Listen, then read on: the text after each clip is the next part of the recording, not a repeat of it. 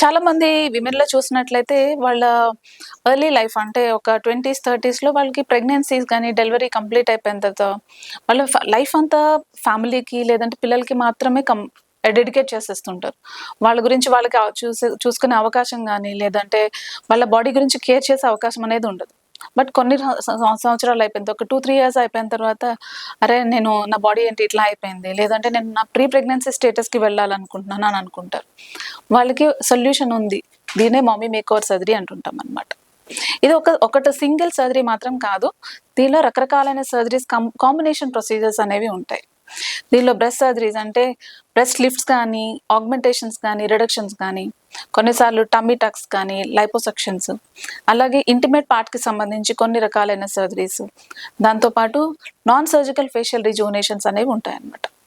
మీకున్న నీడ్స్‌ని బట్టి లేదంటే కన్సర్న్స్‌ని బట్టి మనం రకరకాల పర్ముటేషన్స్ అండ్ కాంబినేషన్స్‌లో ఈ సర్జరీస్‌ని కంబైన్ చేసి చేయవచ్చు. దీన్నే మమ్మీ మేకోవర్ సర్జరీ అంటారు.